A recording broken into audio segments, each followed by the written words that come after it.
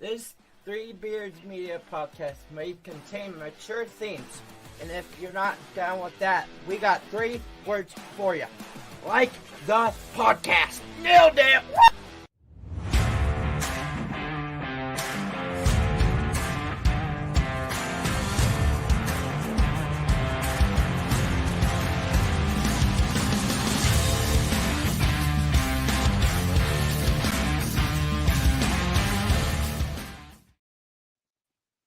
Good evening, everybody. This is Fall Starts with Chris Shipley and Bill Blank. My name is Chris Shipley, joined as always by Bill Blank. Bill, how are you doing tonight?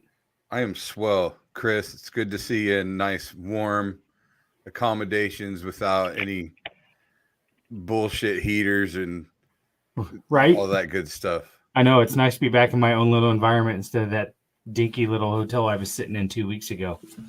I made it out alive, though. There wasn't as much garbage on the walls in that hotel, though. So I guess it's starting. We're 10 seconds in. We're already starting. We'll get to that later. But, ladies and gentlemen, tonight on the podcast, we have a very special guest joining us.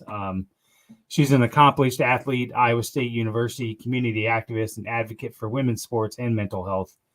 We're thrilled to have Lyndsey Fennelly with us tonight to share her insights and experiences.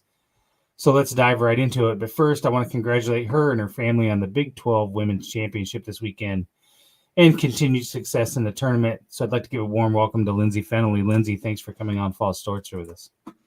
Well, I appreciate it, Chris, and certainly Bill as well.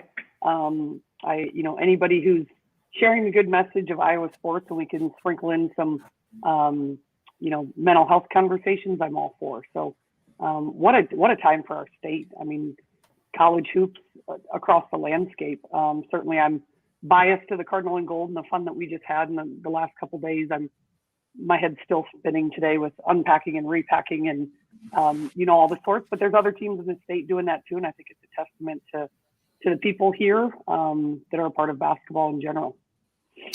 Yeah, I would say that the state of Iowa is probably the epicenter of some of the best women's basketball going. All three major teams made the tournament, good seeds. I would say that neither Iowa or Iowa State are happy with their seeding. I would think that they're both underseeded, but that's an whole nother podcast maybe. Yeah, I think you get to this time of year and you're happy to be in, and fans I think are more at times dug into the overseed underseed. Obviously, when you're close like Iowa State was to being a host, I think it's maybe a little more prevalent, but I'm sure Iowa thought at some point they were going to be a one as well. But it's great basketball. There's so many good youth development things, programs that I've been a part of or been able to see. I was texting 3 players on the Drake women's team tonight that I had trained many, many years ago. We're all just getting older, right? So it's just cool to see across the board.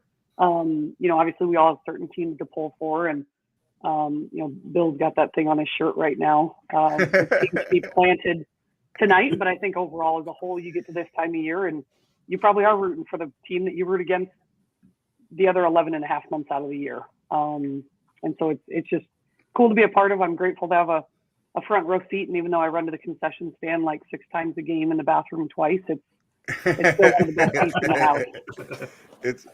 Well, you know what really I think should be mentioned a lot is the coaching across the board. I don't think there's in women's, in women's college basketball, I don't think there's a state probably in the country with 3 coaches like we have kind of across the board all in the tournament right now. I mean, the coaching's amazing. Yeah, I mean, they're all homegrown too, which is really cool. And so many of the rosters are littered with, great Iowa high school players. And I'm from Los Angeles, so you're sort of just one of the other really big states in this country, right? When you're from California. And it's been really cool for me on a super personal level for 20 years to watch what Iowa basketball has meant for girls, for boys, for the high school level, for the college level, for AAU, for the training, vision that I've had a lot. So yeah, it's really fulfilling. It's fun. And then you got young kids like my 2 kids that see these kids in the gym all the time and they see a version of themselves that they too could be at some point. And so that makes it equally cool and probably the best at the highest level. 100%. Lyndsey, I gave you kind of a overview, gave the viewers and listeners an overview of what of some of your history and background. But why don't you tell the listeners a little bit more about who you are and why we brought you on tonight? Sure. So originally Lyndsey Metters. I came here to Ames in 2003. I was from Los Angeles, California. I fell in love with Iowa State and the fans and playing in the Big 12 Conference and playing for such a passionate coach who I just saw, Marcus Pfizer.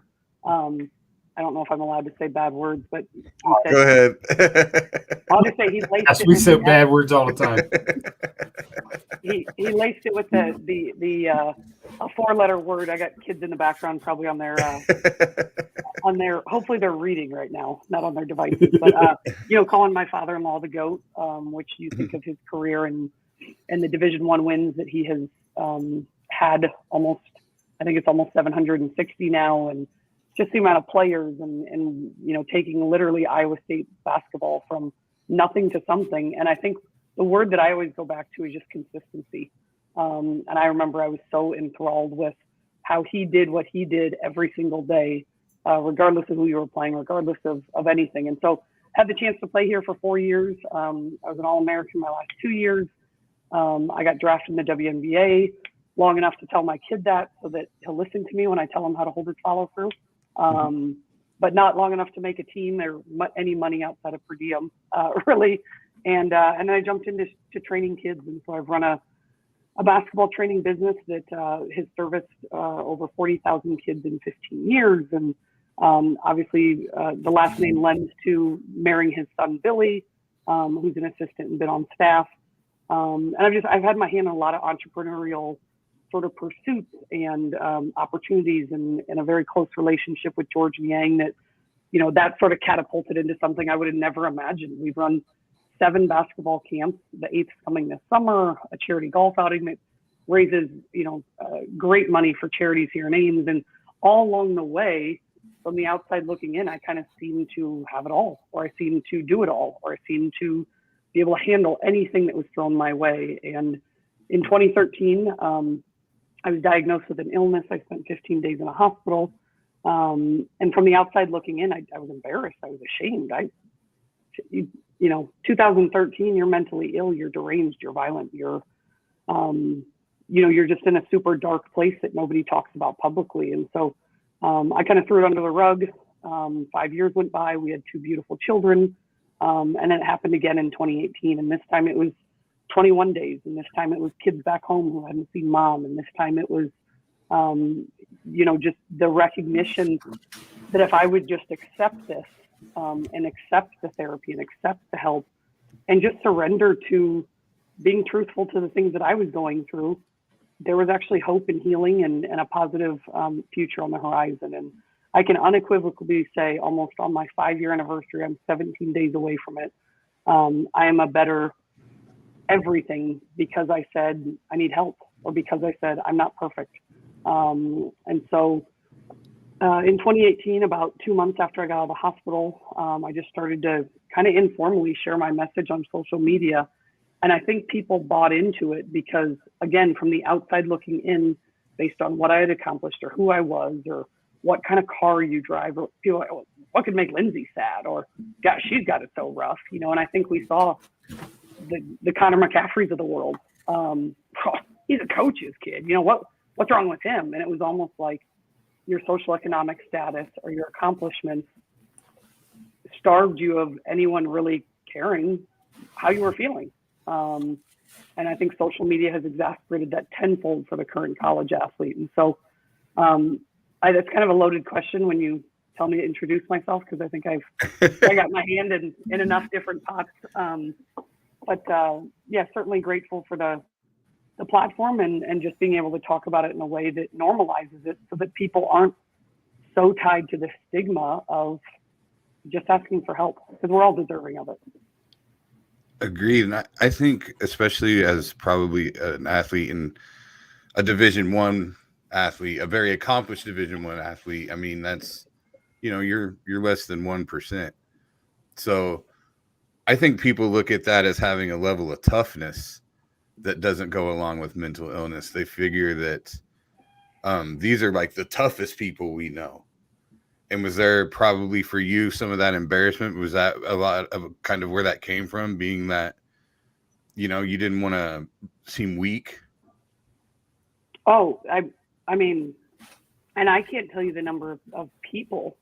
Again, I go back to like when I first posted about my illness in the middle of 2018, the amount of direct messages and hits that I got on the back end of accomplished, successful, quote unquote, high end achieving individuals was more than what society told us, which was you were under covers, you were watching TV all day, you didn't have the energy to get out of bed. Like there's plenty of people in all of our communities that are quote unquote sort of up here in their, again, accomplishment, success, bank accounts, whatever you attribute that to, that just don't prioritize themselves because they, you know, I was climbing the professional proverbial ladder in so many different ways that personally I just ignored how I was feeling because I was doing well and I seemed to be happy. And so yeah, I think there's definitely a weak element that is pervasive at all levels of sport. You know, it's the old, well, you don't cry, be tough, get over it. And I've found that crying and being more real is more is just more transparent and truthful. And we're so deserving of it. And I think that's the, you know, in sports, it's always about the next stat sheet, the next scouting report, the next game, the next anything, that we fail to really live well in the now. And that's what I aspire to do and I strive to do. And this last 5 days, honestly, I was probably horrific at it on many levels. So Chris, this is a well-timed opportunity for me to say all these things out loud to make sure I'm doing it just in the same. Well, I appreciate it. You know, and it's validating. I think that it's a word that gets left out, stories like yours, and for you to tell them, it's validating even for people like me. You know, I've been accused of oversharing. Haven't I, Chris? Yep. That's okay. I have too. You know, and I've always been open about, you know, my own battles and my own, you know, I always dealt with anxiety on some level. And, you know, as a stand-up comic, that doesn't seem to go together for people. That doesn't make sense to people. And so, you know, hearing your story is validating for people like me because I've always wanted to normalize it. I joke about it, you know, I mean, I've at my own expense a lot. And so, you know, like personally, sometimes just there'll be like some dark humor in there, and you can sometimes only share that with people that are on that level. But, you know, I think it's okay. And I think that mental health, there's no one size fits all. I think everybody finds what works for them. What do you think works for you? Like, do you have any type of like daily approach? Like, is there a meditation that you do? Is there anything that you found like that you practice that has really helped you on a daily basis? Yeah, my non-negotiables. And again, I am not going to pretend to admit that the last 5 days were, you know, the best because you're, you know, it's competition. We had a lot going on, and there's a lot of great Cyclone fans that you're running into left and right. And so you're not really read my yourself. Twitter about referees someday when you get a chance, and you'll understand my own mental illness. Okay, I will do that.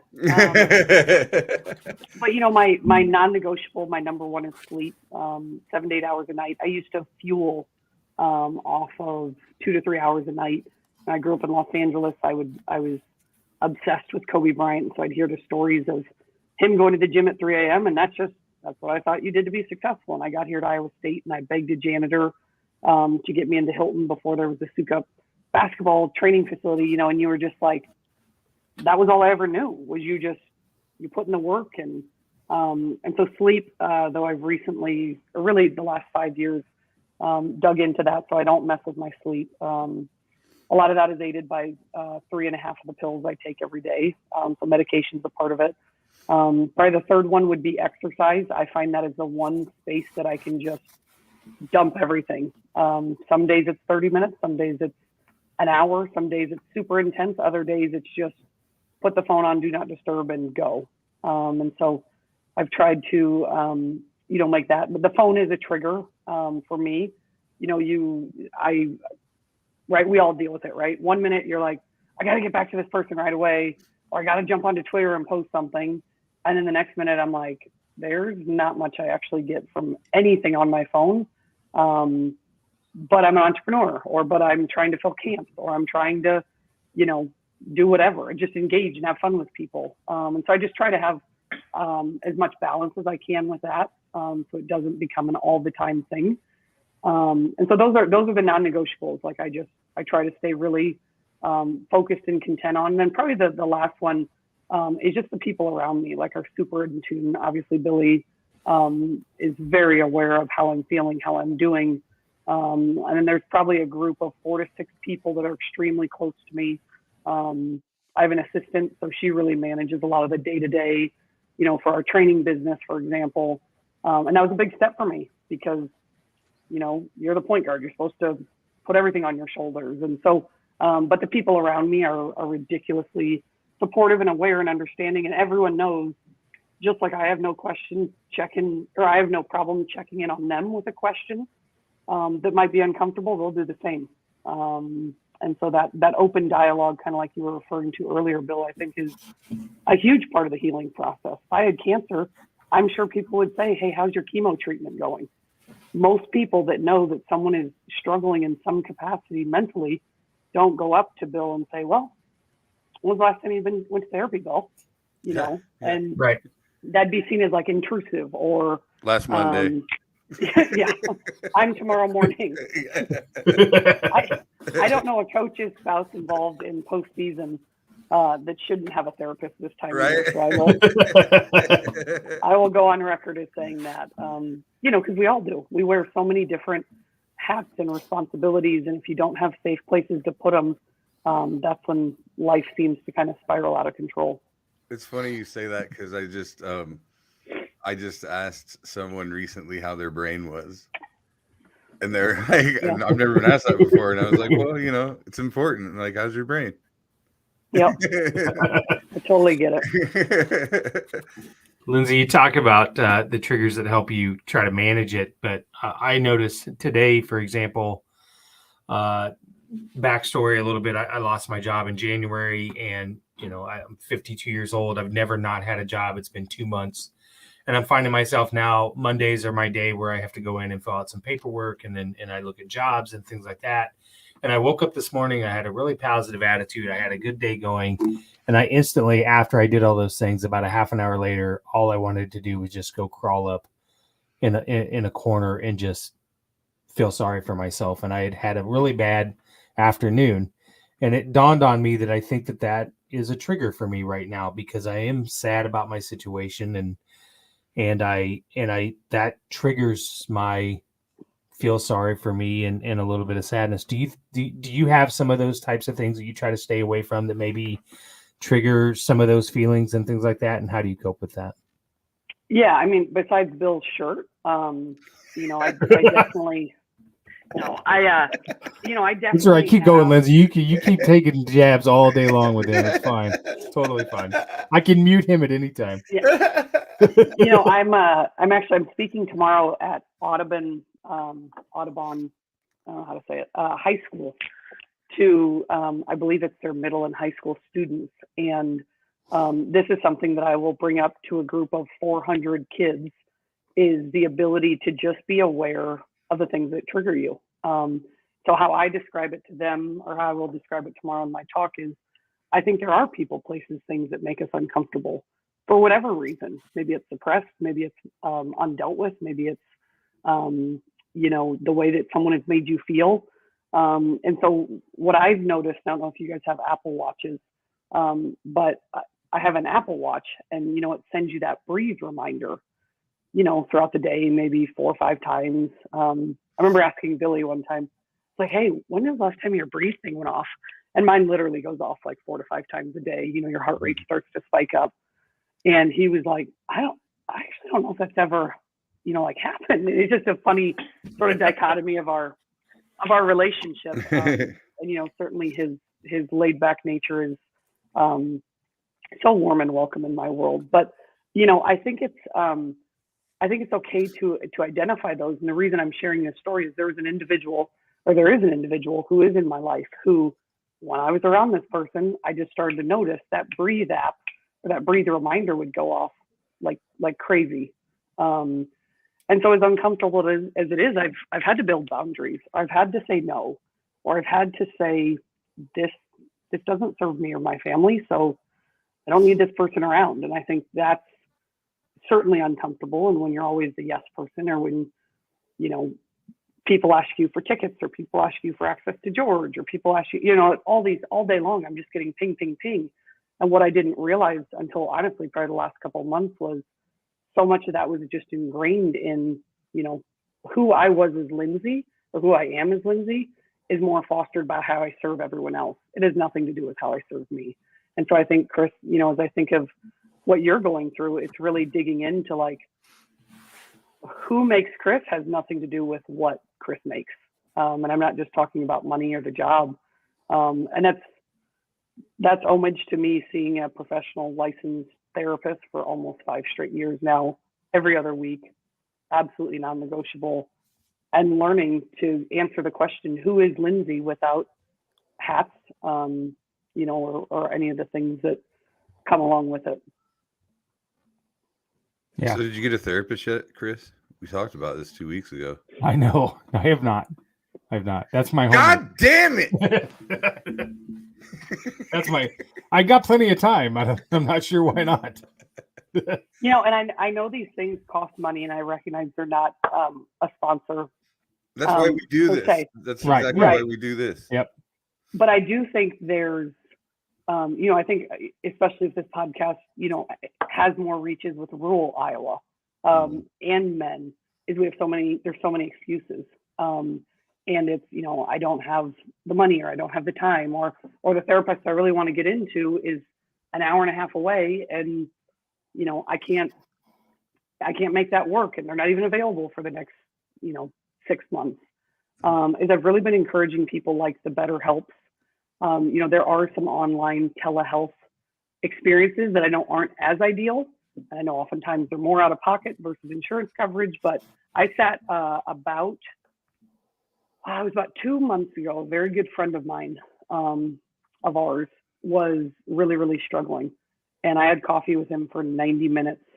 And if I told you who this person was, or what their bank account looked like, or the fact that he's a 42-year-old married man, and he was on the verge of just really, really struggling.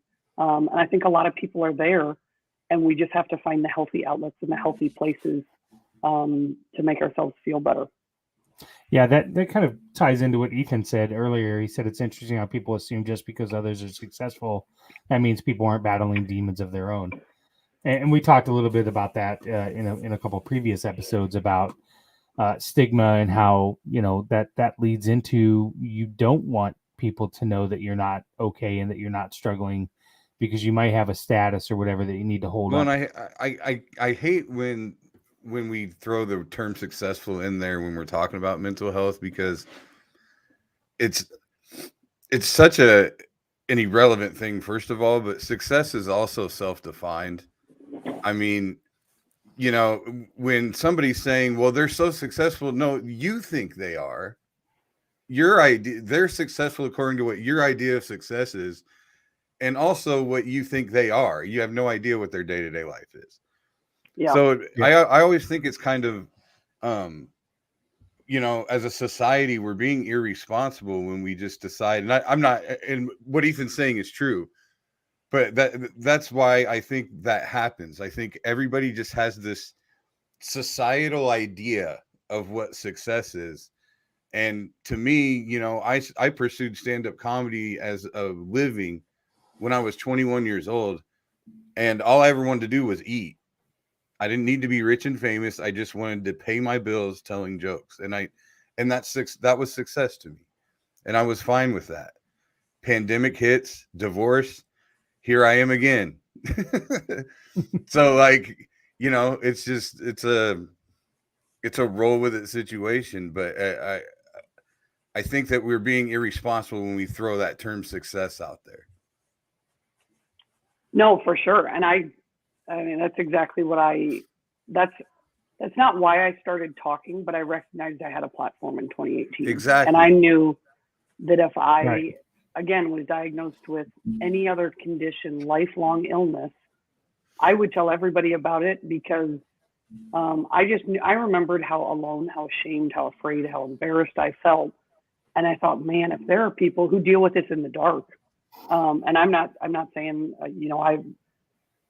I'm absolved of future issues or don't deal with things still daily. But I very, very vividly understood that my just acceptance publicly would probably help people say, well, gosh, she kind of seems like she has a lot of good things going for her, but she's still saying she's struggling, to the point of 37 days in a hospital that, you're lying on beds without sheets, and it's plastic. And so every time you move, you can hear it. And the windows, I've never been to jail, knock on wood. But the windows look like a jail cell. And, it wasn't a comfortable environment, but they have to reduce all the stimulus. And I couldn't put on eyeliner because they're afraid you're going to poke yourself. I mean, like, we're not talking about, I mean, just things that had people seen the Lyndsey Fennelly on social media, and then like 2 days later also saw actually where I was or how I was feeling or what I was going through, the dots wouldn't connect. And I think there's so many easy ways to hide and to mask pain, grief, illness, sadness, whether it's through alcohol, whether it's through social media, whether it's, the next job that you're trying to chase on LinkedIn. And I got honestly kind of sick of living a lie. And I knew I had to have people around me that would support the notion that I was worthy of feeling as best I could, no matter what that took and no matter how public that actually probably was going to be. Lyndsey, I know you said you had about 30 minutes. Do you have time to stick around for a little bit longer? I'd like to dive in to just some questions about after you decided to be more public about it, how your family supported you and things like that. Yeah. Billy just got the kids ice cream, so they probably don't even know I'm in the house. Great. All right. We're gonna take a quick break from our first sponsor, Revelton Distilling Company in Osceola, Iowa, and then we'll come back with Lyndsey Fennelly. At Revelton Distilling Company, everyone has become a part of the Revelton family. From the Taylors and their daughter who helped perfect their award-winning gins, to the team who installed Lucy, our 33-foot-tall custom-made still, right down to the local farms that provide our coveted corn, and even the cows on those farms who consume our mash byproduct. Want to see the farm to flask come to life? Now you can tour Lucy and find out where we take Iowa's harvest and transform it into our finest spirits. Choose between a 45-minute tour or find out even more by scheduling a VIP behind-the-scenes tour to get the taste of the full Revelton experience. You can visit them at 1400 West Clay Street in Osceola, Iowa, or find all of Revelton's award-winning spirits at any local grocery or spirits retailer. All right. Thank you, Revelton Distilling Company. By the way, Three Beards Media is sponsoring a bracket challenge for both the men's and the women's bracket. You can win a Revelton Distilling and Brown Dogs Farms swag gift set. So be sure to check out all our social media. You can sign up there. Newsflash, I do have the Lady Cyclones going at least into the Sweet 16. So Hawks by a million, both brackets. All of it.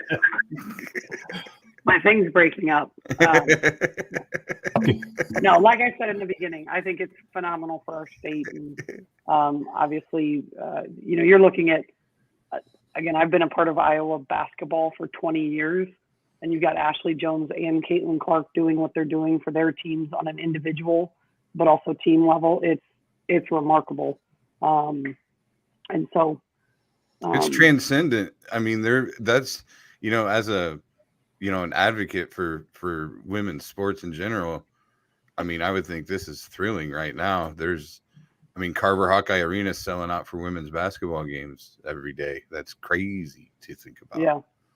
Well, I'll give you a quick story. So Brian Jones, Ashley Jones' dad, actually was texting me, and I've got a pretty good relationship with a lot of the parents. Sometimes it's in passing, sometimes some of them work for me. And Brian sent me a text today, and I always joke with him. I say, hey man, you're probably gonna have all 5 of your daughters play Division I sports. Like, can Callie, my 5-year-old, can she be number 6? Like, what is that going to take? What do I got to pay you? Sort of joking. And so over the years, he's always told me, he's like, just put a ball in her hand. Even if you're just sitting in the living room, throw the ball back and forth, right? And so he's kind of, over the years, just said different things. And he texted me totally out of the blue today. And he said something to the effect of, make sure you take Callie to the gym today, because I would imagine her inspiration is as high as could be after watching the last few days. And, I think that's the guys or the guide that I and Billy follow. Obviously the current players are remarkable, but you want to provide these kids with an opportunity to see a vision of themselves that they wouldn't have thought possible without, these players and teams doing what they're doing. And Ashley actually walked into a camp today that I was hosting this morning. And you literally would have thought like Mickey Mouse walked in the building. So that was pretty, didn't even know she was coming. So that was pretty cool too. That's awesome. So before the break, you were talking a little bit about telling your story and how important that was and so on. I'm curious as to how, I think I'm already going to know the answer here, but how supportive was Billy and your family, with them being such high profile with you telling your story and being open about it? I will be honest, like in 2013, it was during the middle of the basketball season. And I think actually Billy and the team were on a bus to Kansas when things were starting to unravel. And I got to the emergency room here in Ames. And we just didn't know anything about it. I didn't know anything about it. Certainly he didn't, his parents.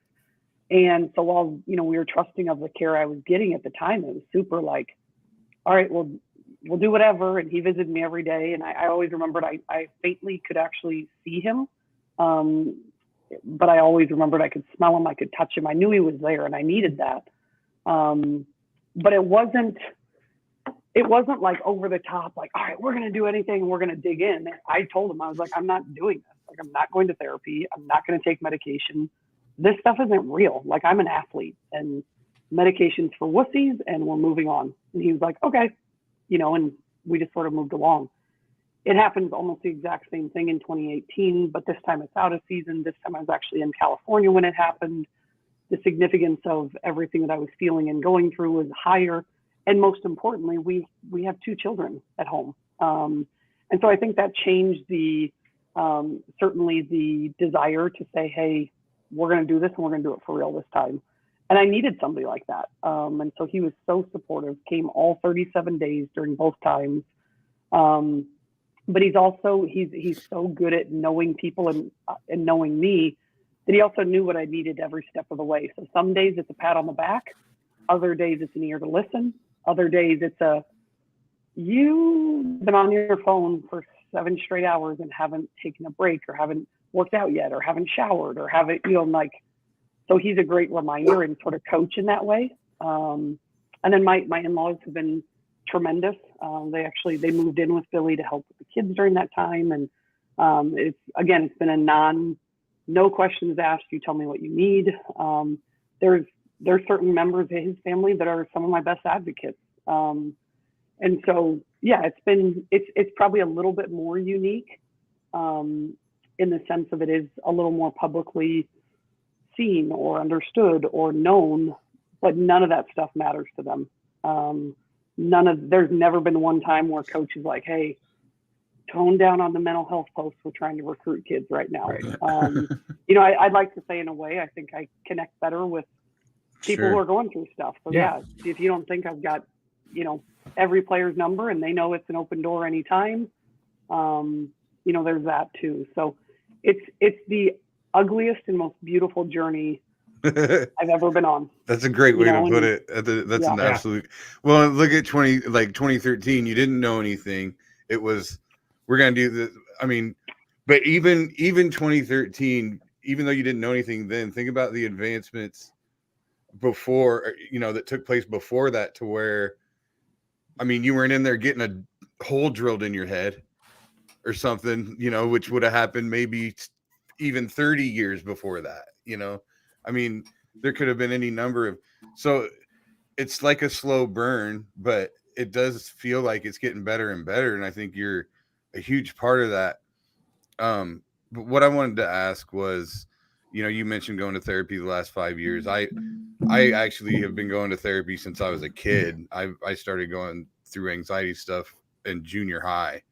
And my mom started taking me. So I've always had some kind of hand in it. It wasn't, I was always okay with it, but you had your breakdowns later on in life, but through therapy, have you found things in childhood that kind of planted some seeds? And you don't necessarily have to give any details or stories if you don't want to, but anything back, that you were able to go way back and identify that contributed way all that time later. Oh yeah. I mean, I think suppressed childhood anger, frustration, sadness, abuse, trauma is probably exists in all of us. And I didn't ever go there. A couple years into therapy, like my therapist, the one thing she would probably tell you is that I work really hard. Like I don't just go in there and, oh yeah, we're going to the NCAA tournament. Oh my gosh, life is great.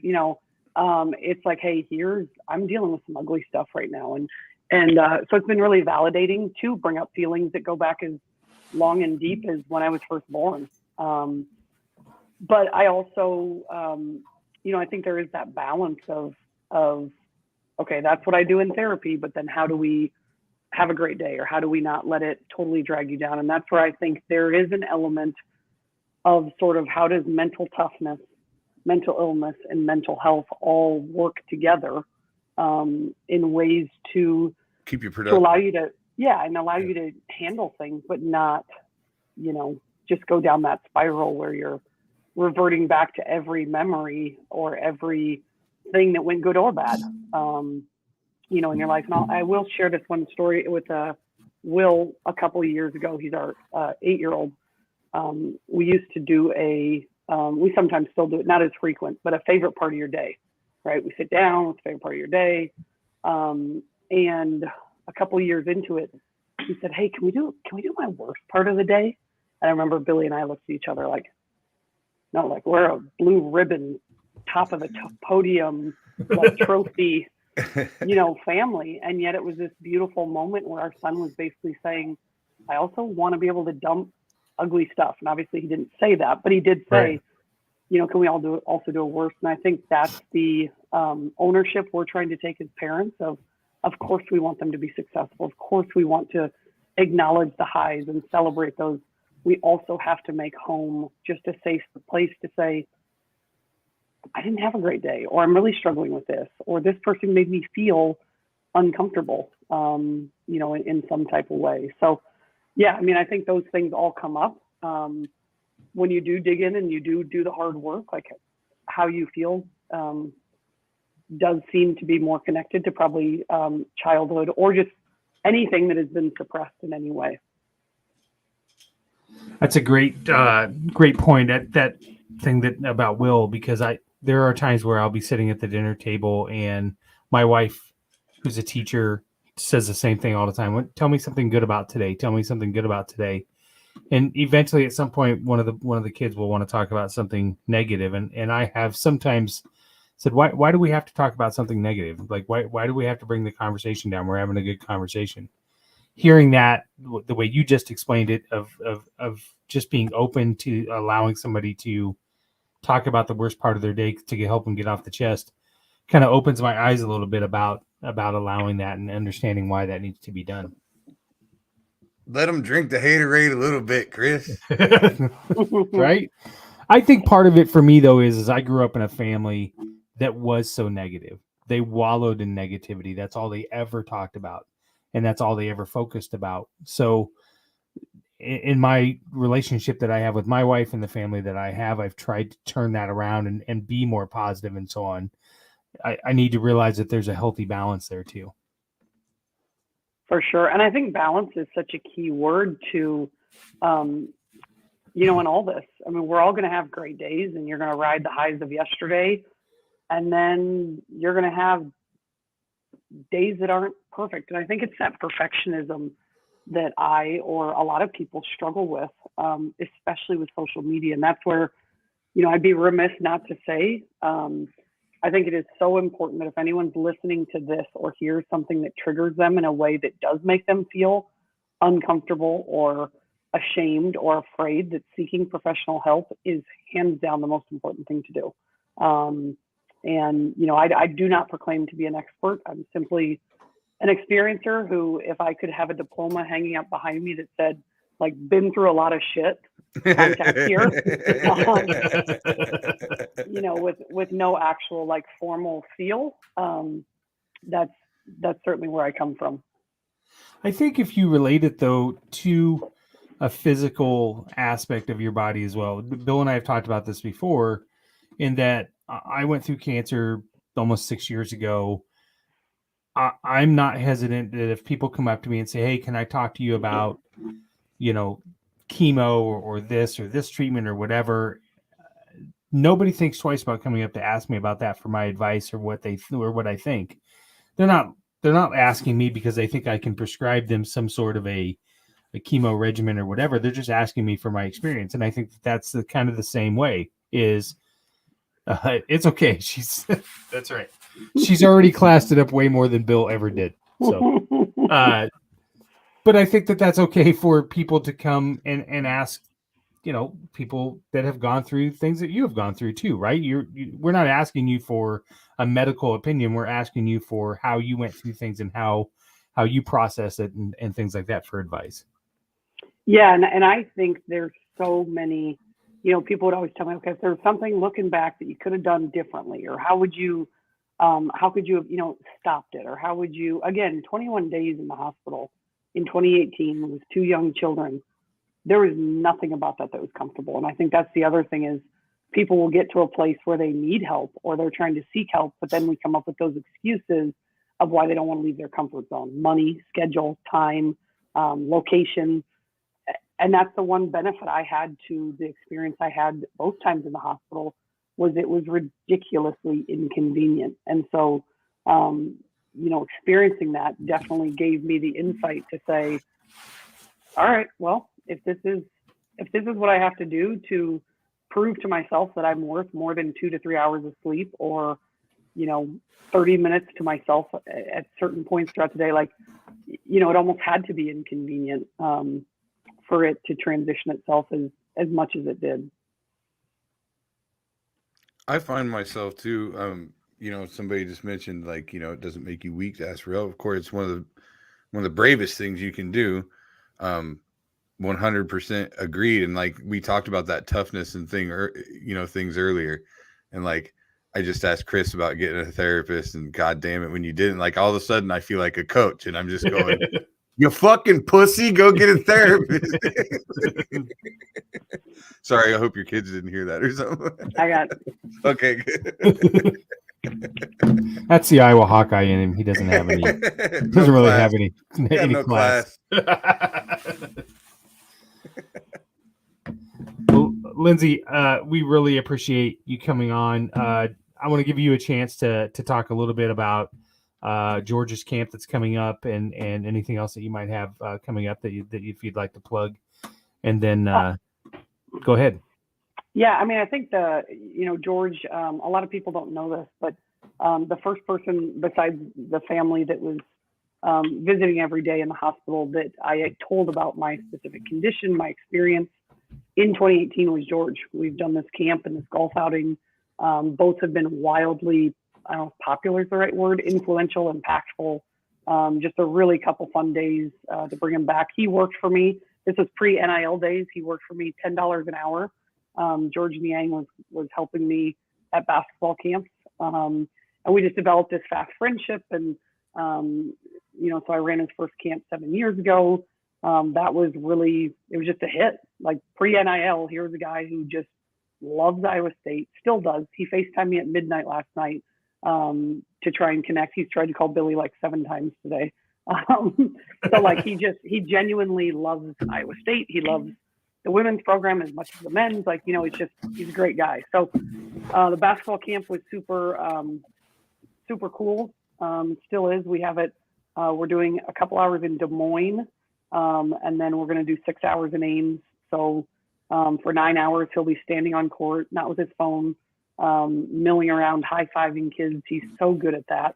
And then a day later, we'll do our golf outing. This year, the charity is Child Serve. Last year, I think we raised around $130,000 in one day with the golf outing. That went to the Boys and Girls Club of Ames. So we just early on kind of hit it off and recognized that sort of his face and me behind the scenes seemed to make good stuff happen for a lot of folks around here. And so I do think the golf outing is completely sold out. It sold out within about 72 hours, which is insane.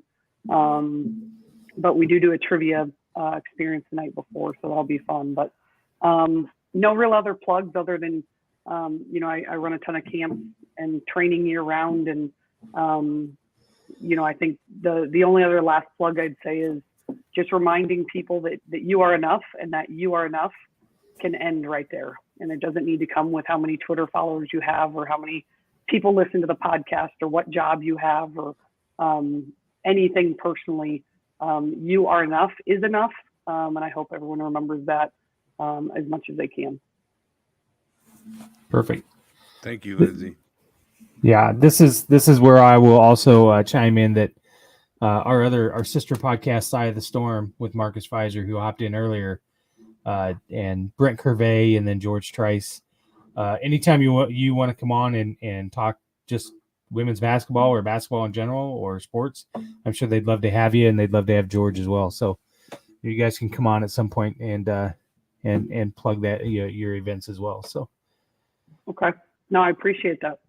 Yeah. So, all right, we're going to take one more break. We'll let Lyndsey get to her family, and then Bill and I will wrap up. All right. Thanks, Lyndsey. Thank you, guys. Thank you, everybody. Brown Dogs Farm are Norwalk, Iowa-made hot sauces and dressings.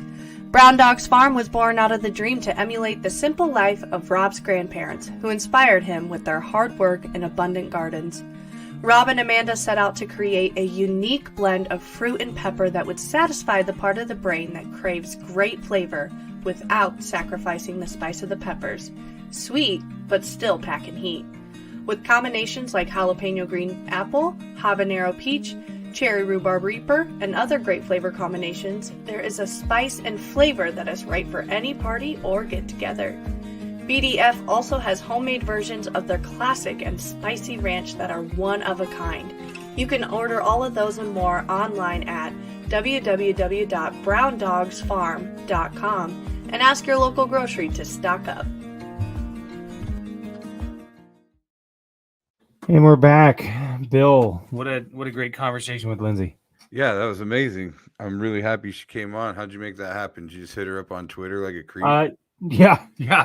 I creeped on her, and I think that's. Well, good for her. She's pretty open about it. So, and right, I know that was good. So, I forgot to tell her that through third party people, I have two pieces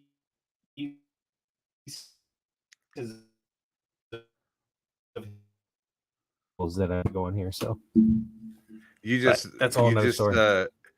You just Wayne's World drive-through windowed that whole thing. I heard nothing. Yeah. I said it. I have a couple pieces of Hilton Coliseum that are now side tables in my basement down here. At one point, were in her possession at one point earlier this year. Oh, really? I won't divulge how I got them, but they're all by legal means. I'll just say that. What a crock of shit. There's some kind of I'm sure people are lining up. Mafia Iowa State memorabilia group of people knocked off a cigarette truck or some shit. I'm sure there's a large portion of Carver where people sit and knit all the time that you can get your hands on. Oh, you son of a bitch. I'm telling you right now, it does.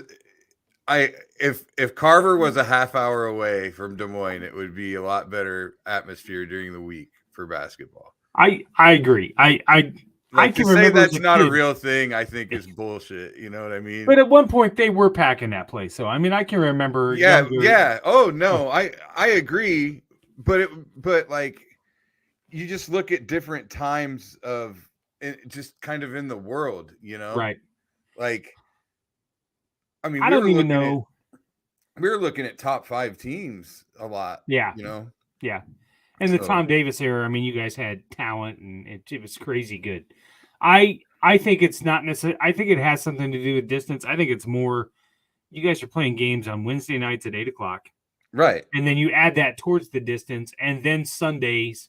Right. You know, those are just not prime times to go when you got to drive an hour and a half, 2 hours. But if it's a half hour, you'll go to an 8:00 game. Right. Yeah. If it's a good game. Yeah, I think so too. Yep. A decent enough game or whatever.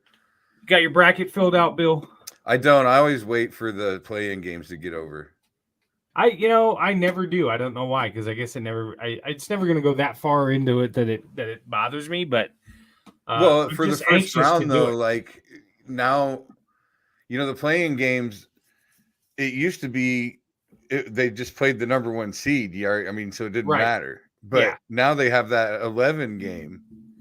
Yeah. Two of them play the 11, whatever that is. Yeah, I know Iowa State plays the winner of one of those games. Yeah. Those are interesting games. Those that play-in teams winning those games here on occasion.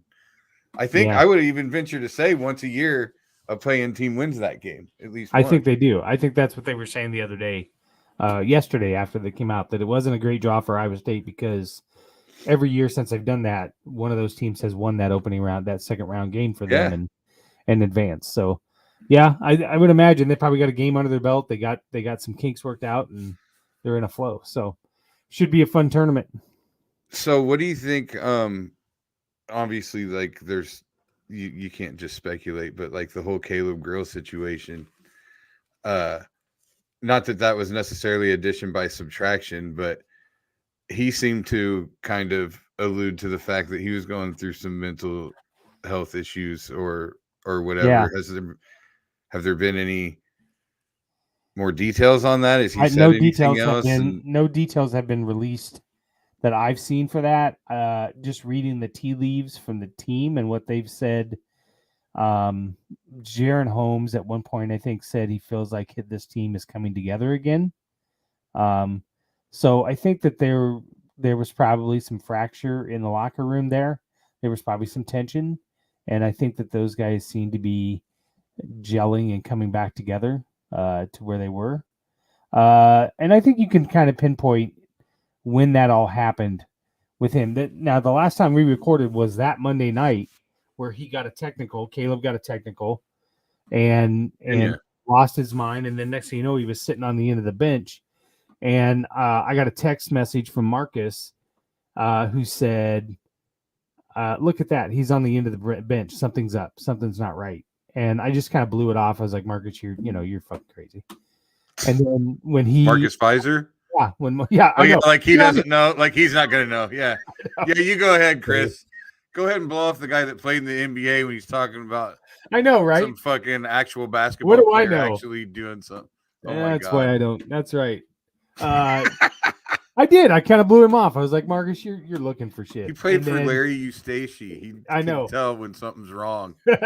So when he announced that he was leaving or whatever, I got a receipts text of basically going, see, I told you guys something was up. I told you something was up.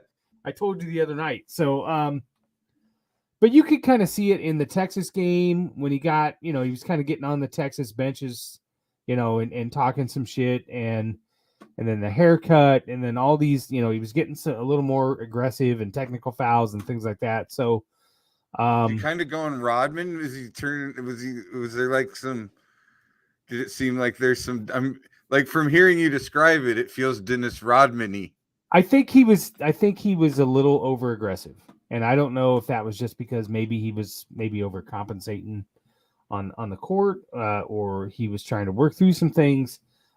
I don't know. I know at this point, I hope that the kid, gets the help that he needs. He lands on his feet. I'd love to see him go to another team and be successful.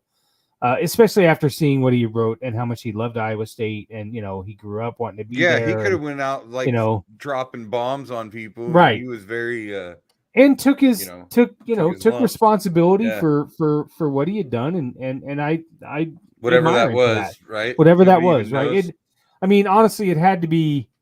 I would think it had to be pretty bad because it's obviously something said in the locker room in the heat of an argument or something. He followed TJ around quite a bit. He followed him to UNLV, followed him back here. He's been pretty loyal to him. They've been pretty close. So, I've not seen anything official. Could it have been one of those things where it was like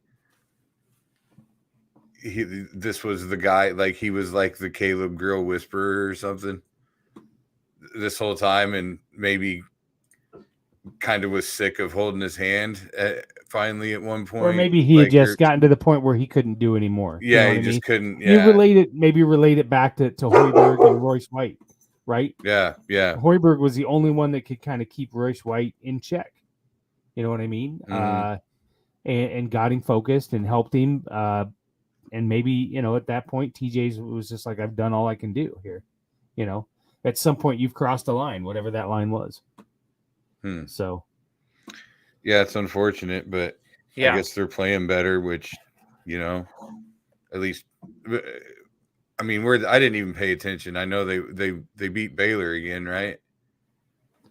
They did. They beat them 3 times in a row, and they had Kansas. They kind of let Kansas slip in that semifinal. And again, this just shows you what I know compared to an NBA player.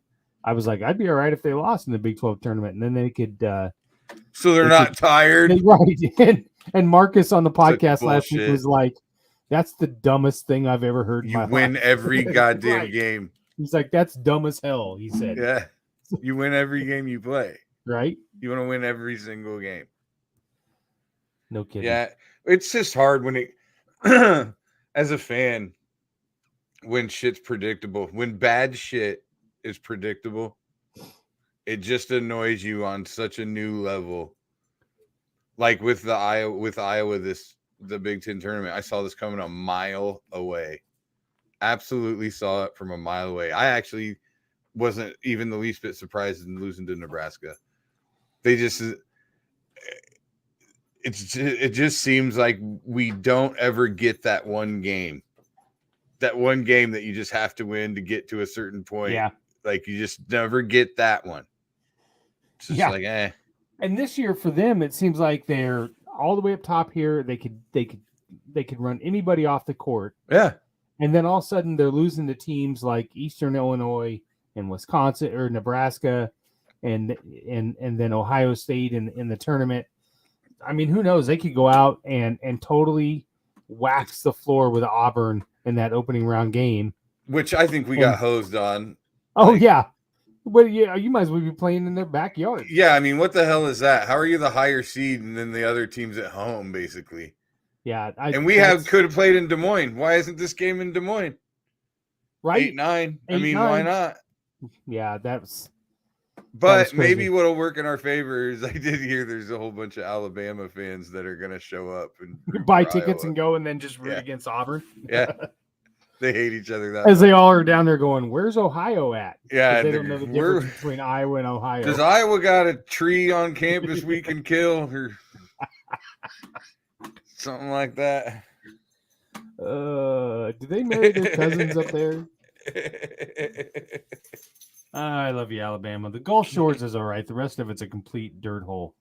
Yeah. I've been to Dauphin Island, and it was. That's basically Gulf Shores. It's the cheaper version. We went the cheaper and less traveled version of. We went in the middle of the pandemic. We strapped on some masks and went to the Gulf Coast and to the Gulf Coast, right on the tip over there where Fort Morgan was and things like that, and stayed in a little condo for a week. It was nice. So we self-isolated in our condo and on a beach. That's what we did for that vacation. Well, that's not horrible. It's not a horrible decision. No, it was all right. So Chris, how's your brain? How's your brain this week? You know what? I did have that epiphany today. I've kind of went. This job thing really has me in a funk. There are days where I feel like I've done everything I can, and I walk out of an interview and I think that went amazing, and then I don't hear anything for 3 or 4 days, and then I start to put myself in a funk again. And I don't know if it's just because I'm more concerned that I'm not good enough and people are not gonna find me like capable enough, employable, or am I just being realistic in that I'm worried about my financial future? I'm not sure which it is. I think probably the latter more than anything. I mean, if I had to make a guess, after a while, that pressure starts to get to you. I mean, you're trying to provide. Right. There's nothing. There'd be something wrong with you if you didn't feel some pressure and, right. Be, some anxiety. But today was, I literally woke up, I did my daily podcast today, and I was like, it's going to be a good week. I feel positive that something positive is going to break on my way this week. I've got a second interview that I had a week and a half ago, and they said they were going to let me know at the beginning of this week. So, I've got that little bit of anxiety waiting for that. I had a couple really good interviews at the end of last week, but, I have to still, I have to fill out my unemployment, and I have to, check off certain boxes for that. And I'm sitting here after I got done with my daily podcast. I went to the gym. I had a great workout. I had a good breakfast. I come down here. I start doing that work. And within a half an hour after I've done it all, I was like, I feel like total shit about myself. I can't believe I'm in this position. I should have never left that job that I had 2 years ago. What happens if I'm, maybe I'm 52 years old and, I'm going to end up being back where I was 10 years ago, making, a lot less. And it's not so much the money. It's the fact that I've grown accustomed to be able to do certain things that I enjoy with my wife and be able to take a weekend here or whatever. And I feel like a failure if I have to go backwards, and I shouldn't be in that position, and I'm angry at myself. So then I start to get and then I get quiet, and then it's a whole roller coaster. Then I'm sitting there this afternoon and Stacy's having a conversation with me, innocent enough, and I feel like maybe I'm on edge, or I might snap at her about something, or I'm not giving her the full attention that I should be giving her. You know what I mean? Because it's not her fault. Mm-hmm. So it's just and I even tweeted out today and said, I don't know how I can go from feeling super great and happy this morning to this afternoon I feel like at my lowest. Like, how do I manage that? Yes, it's definitely a roller coaster. Have you ever tried? Hear me out on this. I'm listening. So next time you get that whole morning routine done, right? And you feel really good, and you feel the weird start to creep in, like the dread start to creep in. Try jerking off right then. Right in that moment. Opposed to the other times that I do it? Yeah, I think you should try it then. I think you will find that all of a sudden those endorphins flow. I mean, yeah, you got to time it properly. You got to do it right when the dread starts. Okay. Is that my homework? I think you should try it. Okay, that's my homework. So, the opening of our next podcast is like, hey, Chris, did you jerk off last time you started feeling shitty? Here's what you got to be careful of, though. You got that Catholic upbringing, so I don't want you to feel ashamed after you get done jerking off.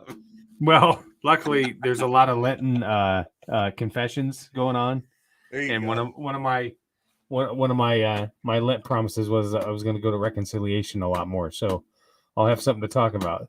Yeah, you just reconcile. Just tell him, like, look, Father, forgive me, Father. I jerked off when I felt bad about myself. How many Hail Marys? How many Hail Marys do I need to reconcile? Oh my God! And I gotta tell you, Father, it worked, and this is gonna become a general practice for me. So just buckle up. Can I get a long dispensation, like reconciliation, that'll last me for the next few months? Is there like, if I hold a rosary in my offhand? Okay, all right. All right. I'm so going to hell. You already were. I don't need a speed bullet train right to hell. I just assume take the scenic route. You're already taking the scenic route. You made it to 52. That's right. I'll sit in the purgatory for a while now. Hey, my advice: next time you're in purgatory, you just jerk off, and then you'll find yourself one end or the other. All right, good deal. I got to put the explicit on this particular episode. That's fine. Isn't it always? It is. It is always. That was my lame attempt at humor. You see, I'm not here. I thought there was like a thing. I thought all of a sudden. No, it's an automatic. Shit. I just clicked that button automatically. Yeah. So there we go. The last 2 weeks, my advice. We just had Lyndsey Fennelly on with all this great insight to all this stuff, and at the end of the day, I'm telling you, when you start to feel shitty, jerk off and eat shrooms, and everything's gonna be okay. That sounds great. And with that, that's what I tell my therapist. And with that, we will close this out. Everybody have a good night. Like, subscribe, give us a 5-star rating. If it's not a 5-star, keep that shit to yourself. I'll take that from Hot Mess Happy Hour girls. That's their sign off. Go Cyclones, right, go Joe. Hawks. Just go Hawks. Okay. All right, now we're out of here.